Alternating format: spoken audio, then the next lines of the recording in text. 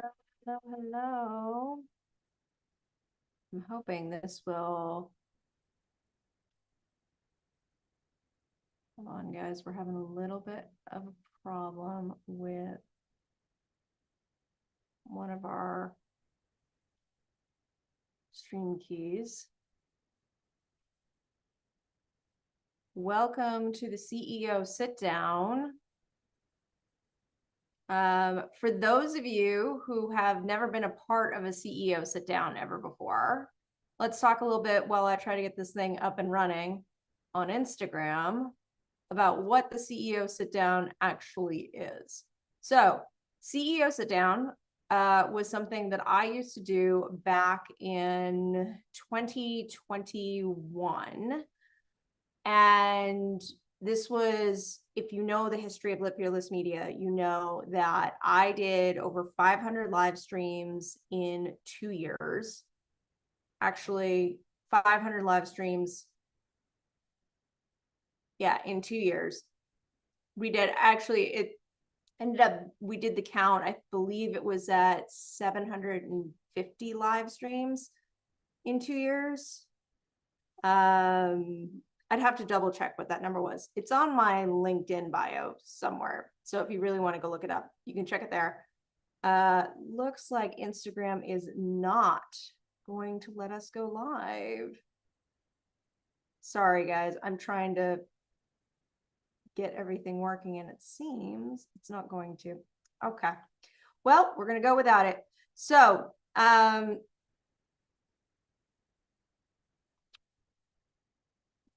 little sip of coffee. Now, the CEO Sit Down started back in 2022. This was a way for me to come to my audience and answer any questions you had about building businesses, about my life and background, and about the latest and greatest in social media marketing. So I did this throughout 2021 and 2022. And then in 2022, for those of you who've been following Live Fearless Media or Live Fearless CEO for a while, you'll know that I got involved in a television project. And for the last 3 years, that has consumed the majority of my time. I have actually stepped away from that project in the last couple of months. And so I've gained a little time back. And so I've decided to bring the CEO sit downs back. We're going to do them once a week on Fridays. I am going to start doing them on Friday mornings, not in the afternoon/evening, depending on where you are in the world, to ask any questions. So this is a live Q&A session. We posted a question box on my Instagram yesterday to get you all to submit your questions ahead of time, just so I could kind of have an idea of where it's going. But if we are not answering the question you want to ask, that chat feature is available. Feel free to drop your questions in the chat and I will get to them as I can. Now, I will admit, you guys kind of blew up my inbox last night with 85 questions. And this is a half an hour segment. This is supposed to go from 2:30 to 3 o'clock. So I'm obviously not going to get through all these questions. Now, some of them are repeats. Some of you asked the same questions, so we'll go through those questions once. We're also going to do the most, what I think are the most applicable across the board questions from this feed. And then what I'll do is I will create individual answers for those questions that I don't get back to. If it's a question that is specific to you and only you, I will probably reply to you in private. But if it's something that I think is applicable to the entire audience, then it will be on my stories tomorrow. Yes, I know it's a Saturday, but trying to get this all done before tomorrow would be almost insane. So while we have the time, let's get started. So I want to dive right in with this one. Have I ever felt like quitting and what kept me going? I think this is probably one of the most common questions I got from those of you out there who are startup founders, entrepreneurs, etc.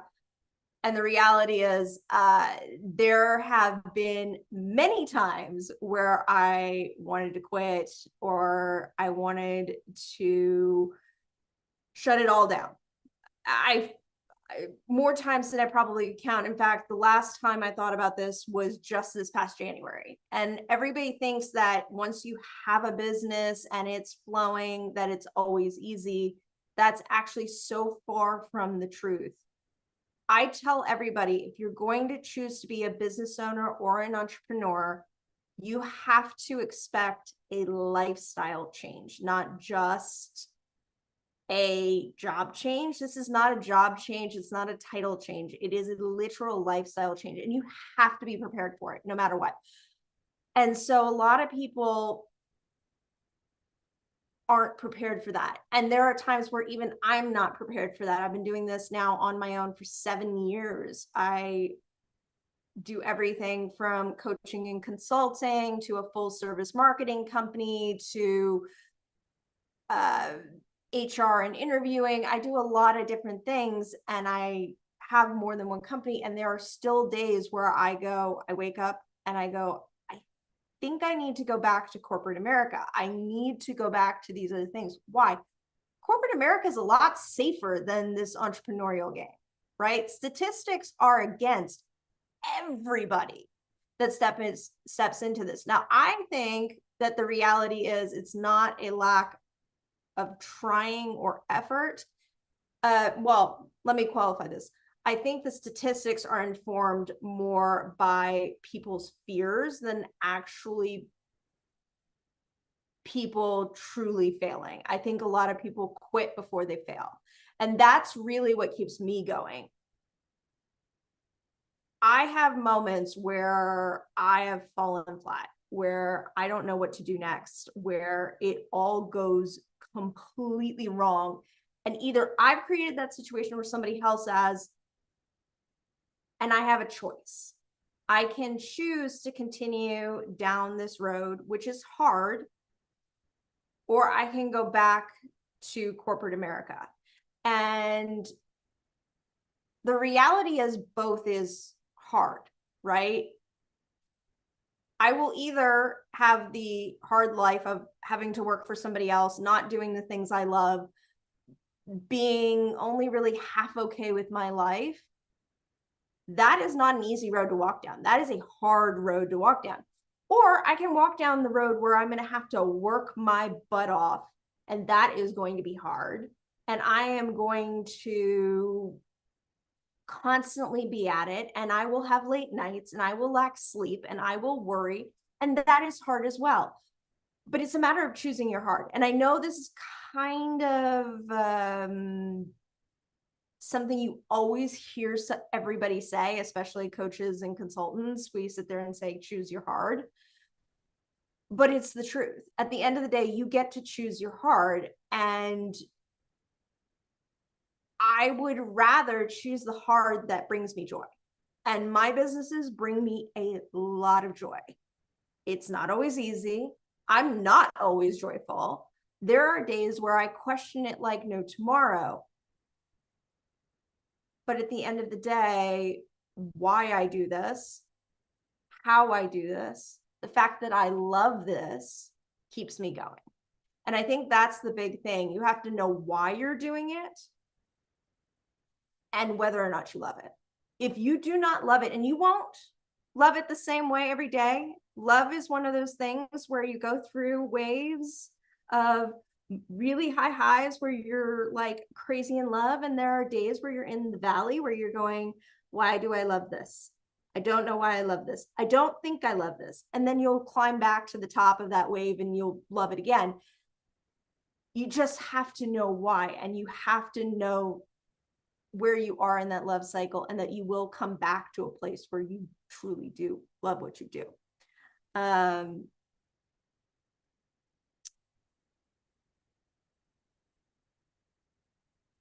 Oh, this is a really good one. Okay, how do you make business decisions when you're torn between faith and strategy? Okay, so I actually believe that good business decisions won't be torn between faith and strategy. Okay, so for those of you who don't know out there, I am a Christian. This does not mean that you have to be a Christian in order to do business well. I am just saying it heavily informs my life. So whether you believe in God, you believe in a creator, whether you're spiritual, welcome to the club. I don't know many people that follow me who are completely either atheist or agnostic. Maybe you are out there, but I just don't know of you. Most of my audience tends to fall in some sort of faith background. And I happen to be a Christian, and that is what I inform my decisions upon. So faith versus strategy.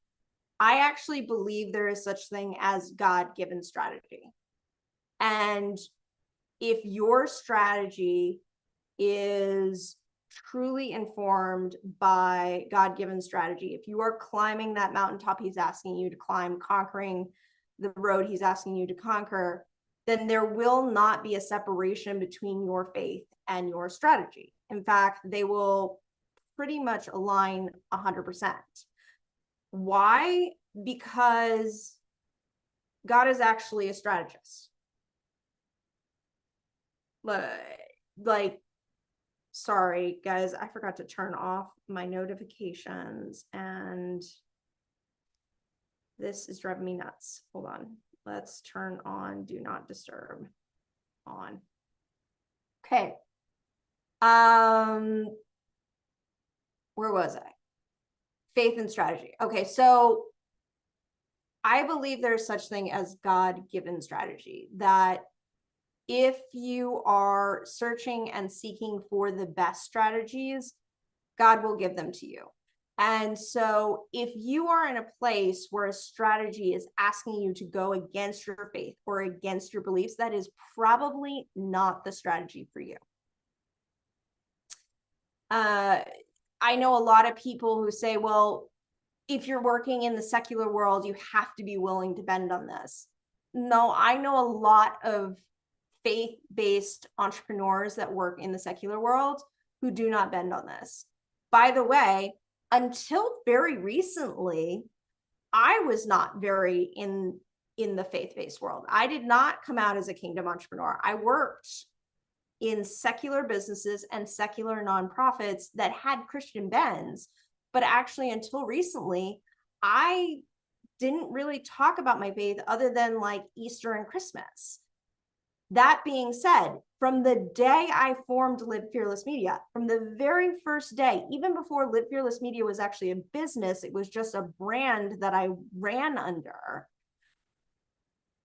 I had a mission, vision, value statement, and I consistently went to the Lord for the strategies of what the business would look like. And I have built multiple six figures. I have built more than one business. I have launched things. I have flopped things. I've done so many things. And I would not be where I was if it wasn't for the combination of faith and strategy. And we can run in a lot of directions, but the minute that faith and strategy diverge and you start going with the world strategy, you're going to be missing a component that can take you higher, right? Why would you not, especially for you creative entrepreneurs out there, why would you not want to create with the strategies of the ultimate creator, right? Why would you want to go in this other direction that in your heart and soul, you know, is not you, is not yours? So going back to this place where you truly are standing in alignment and agreement with those God-given strategies.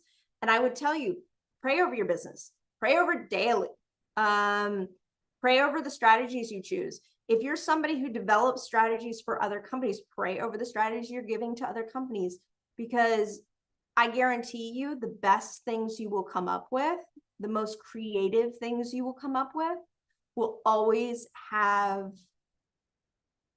that same faith, God aspect woven in. So let's grab another question.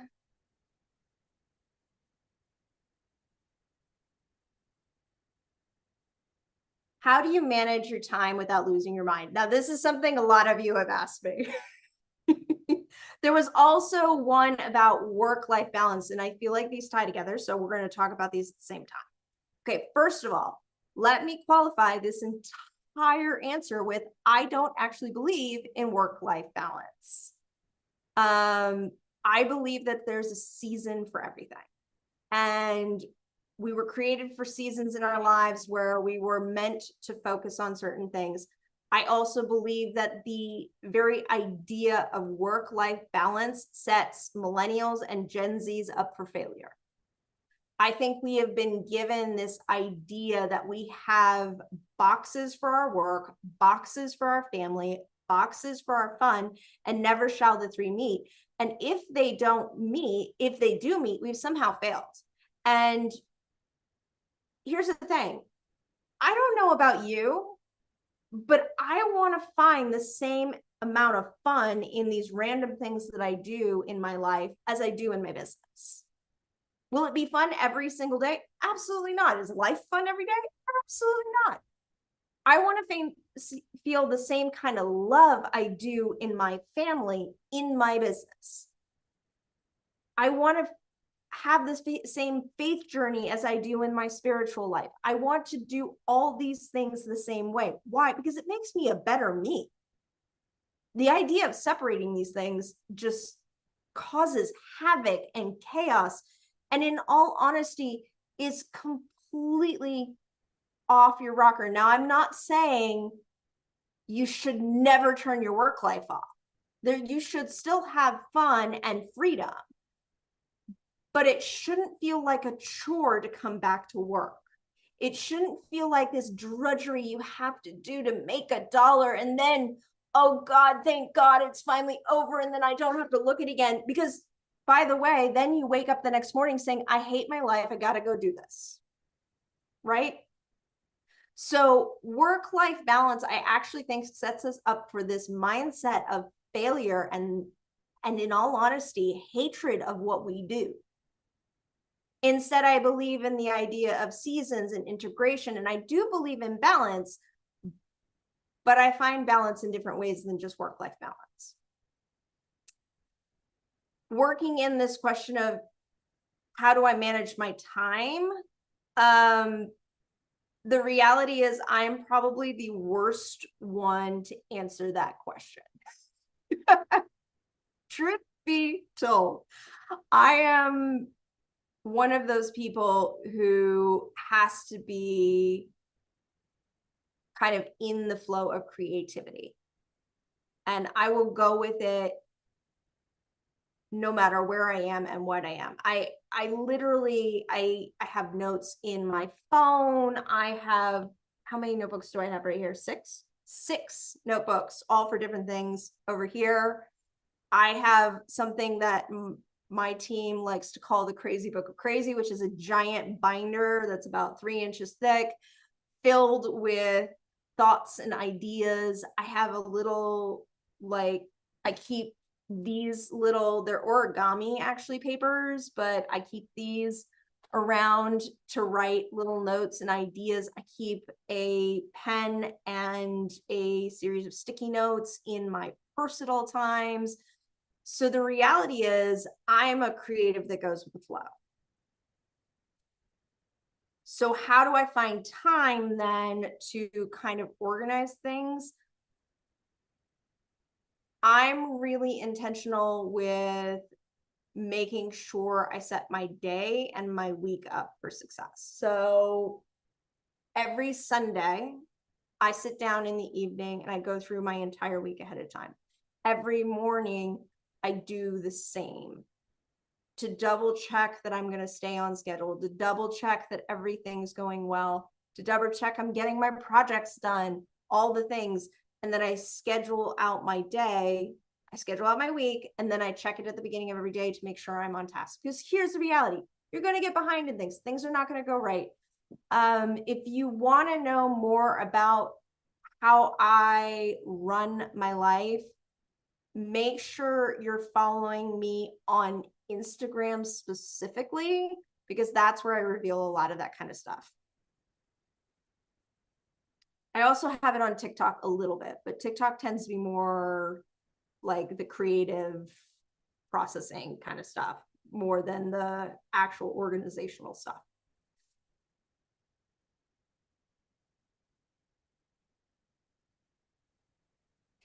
I want to get a business one in here. There's a lot of really good questions in here, but there was one in particular that I thought was really important about business that I wanted to get. Where is it? Hold on. I should have written these up. Do I need a website, social? What's best to start with? Okay, so this is a question I get a lot, and this is a question I wanted to make sure I answered in this. So when you're starting out a business, there's a lot of things to put in place. And when you look at all the different areas you can go to in the wonderful world of online content creation, it can get really heavy really fast and really hard to keep up and very overwhelming, right? When you're talking about websites and blogs and Facebook, Instagram, TikTok, LinkedIn, Twitter, SEO, Google visibility, all the things, it becomes very overwhelming very fast. And so when people start businesses, the number one question I'm asked is, where do I start with marketing? What platforms should I do? Should I wait until I get the website all developed? All the things. Okay, so I will tell you, both website and social are necessary. However, one, don't wait for them to be done to start doing business. The process of building a website can be long and extensive. I've had websites that have taken 2 years to build. Now, those are very, very large sites with a bunch of custom coding and all the things. Don't think that your site needs to take 2 years to build. However, they can take that long. That being said, most people, when they start, all they need for a website is one page. A one-page landing page is all you need. Very simple, easy to navigate, has your offer, has a little bit about you, and a little bit of how they can engage with you. Very simple. You don't need a blog. You don't need some huge SEO strategy. You don't need all the things, all the bells and whistles. They just have to be able to find you to verify you. That's the big thing about websites. These days, websites and social media stand in as proof of you being real. It's how people learn to trust you. So having one, important. Having some big, extensive one, not important. And don't wait to have that to start business. You can start having conversations before that website, that one-page website landing page is done. Make sure you have something, though, eventually. Then on the social side, again, do not wait to have the perfect social media feed with the perfect number of followers, with the perfect blah, blah, blah, blah, blah, blah, to get started. It doesn't take much to start in social media. And again, this is just a place for you to prove yourself, to earn a little bit of faith and trust from those you're talking to. You can start with one platform. Now, I would say get your handles on all the platforms so you can hold them and have them. But that being said, if you know your particular audience that you want to sell to, specifically the audience you want to sell to, do not think this is an audience, just a random audience. This is the one you want to buy from you, the one you want to become the crazy raving fans that comes back to you time and time again. Those are the people we're talking about. You look for the platform that will speak to them the most. So if you're talking millennials and you have a very image-based, very visual-based, you're going to be going to Instagram. If you are somebody who is very storytelling, you might be doing TikTok or YouTube, depending on if you need short format or long format. If you are somebody who talks to typically boomers, you're going to be going over to Facebook. And if you are somebody who talks B2B, business to business, you cannot beat LinkedIn. By the way, don't forget platforms like Snapchat and Pinterest. Those are also important ones to take up for your business as well. So all that being said, get your handles on all the platforms, but choose one or two to create as a focus point for your initial strategies. You're going to expand this over time, but give yourself the space to breathe so you're not having to do content for everything all at once. And by the way, with platforms out there that can pull content and repurpose and throw it up for you in AI, you can actually start with just one platform and use a bunch of AIs, whether that's ChatGPT. We have a whole list on our website. Go visit livefearlessmedia.com. You can get that list there, but you can repurpose content from one page and throw it up across the board. If you're a big time writer and you want to start a blog first, start writing that blog and then use that blog to create social media pieces for Facebook, Instagram, TikTok, LinkedIn, blah, blah, blah, blah, blah. I have a platform called Pressmasters. Yes, Pressmasters, which, by the way, not sponsored in any way, shape, form, or fashion, that I utilize to take blog content and make social media posts every single day. So whenever we do a blog post, that goes straight there. We usually start our blog posts at YouTube. So YouTube will film a video, take that video, throw it in AI, it creates a blog post. The blog post then gets fed into Pressmasters. Pressmasters takes it and makes social media posts out of it. Admittedly, Pressmasters only has certain platforms. It has X, it has Facebook, it has Instagram, it has LinkedIn. They are developing TikTok and they are developing Pinterest. I don't think they're developing for Snapchat, but I'm not too surprised on that one. And you can actually do all your blogging through Pressmasters as well. But anyways, the point is there are AIs out there that can help you take that content and spread it far and wide. So you really only need one starting place. And you want to find the starting place where your intentionally chosen audience is. So that is the best way to get started with that. And so really what this comes down to, if I had to choose what to start with, it would be one social media platform, a landing page, and one funnel. That's it. The connection, you want to get people off social media onto the landing page to sell them. So what does that funnel look like? So one social media platform, one landing page, and one funnel to connect the two. It is that simple. You do not need to start with a huge amount of things. The more offers you get, the bigger the system becomes, admittedly. But that's where you can start if this is your first time building out a business or a company.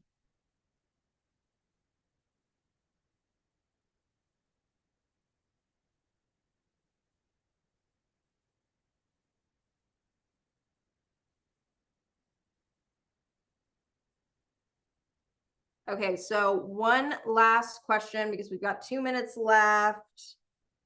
I didn't get that. Could you try again? As my watch talks to us.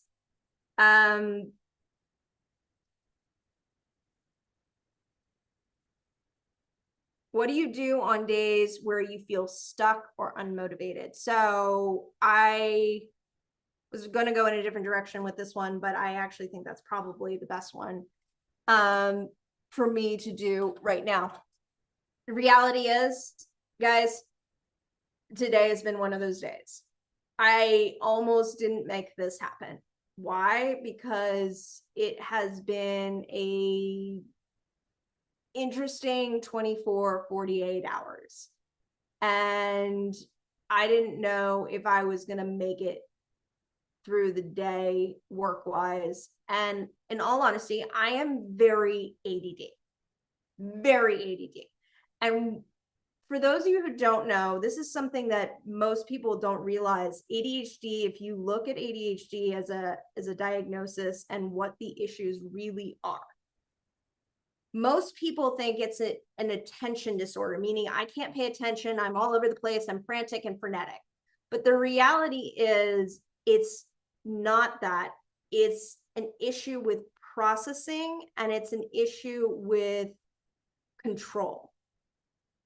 And the reason I say it's an issue with control is because I actually cannot regulate, like most people with ADHD, when I'm hyperfrenetic and when I'm completely frozen, right? There's a reason why there's such things as hyperfocus disorders with ADHD. And so today was one of those days. Like, I cannot focus to save my life. You may be noticing this a little bit with this live stream. I'm a little frenetic and I'm not quite on top of my game. At the end of the day, I tell myself, this is not a choice, right? I don't have a choice. I made a commitment. I made a promise. I need to follow through. And so at the end of the day, I don't allow myself to think of this as a choice I get to make. I tell myself these are non-negotiables for me.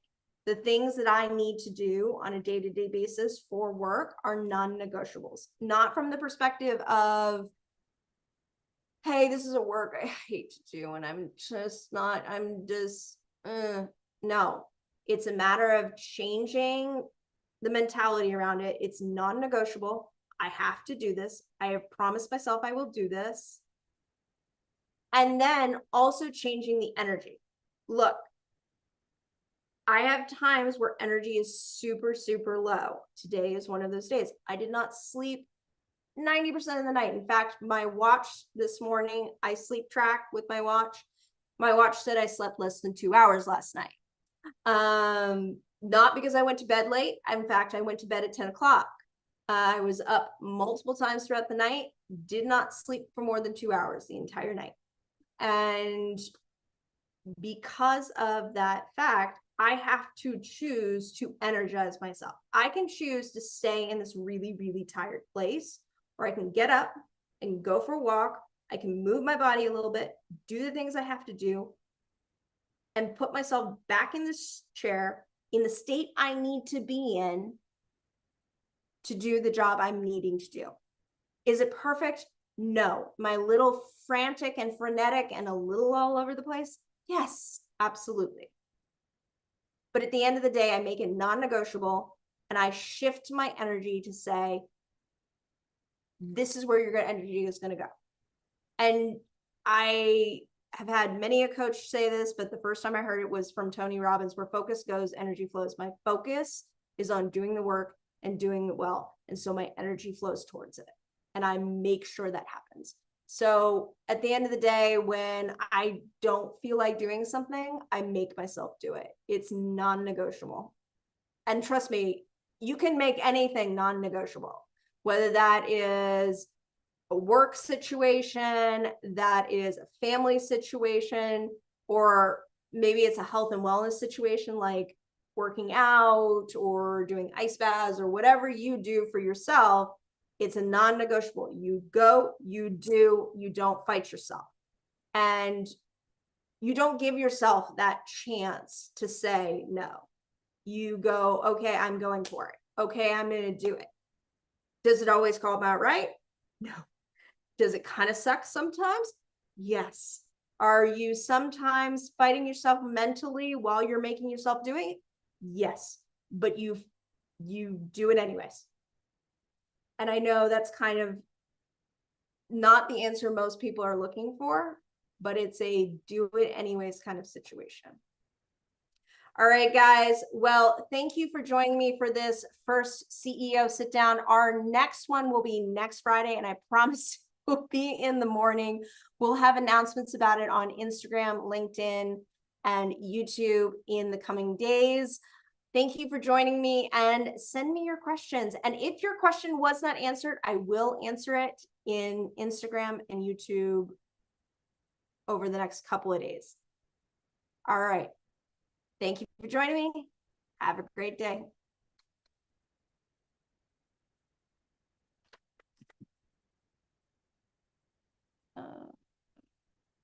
Why won't this?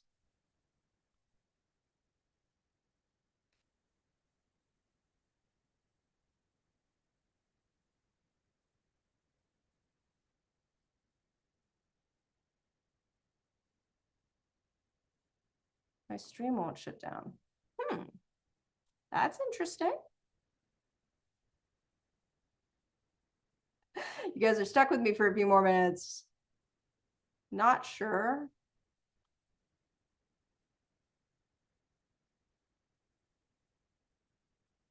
What is going on? You guys don't need to hear that.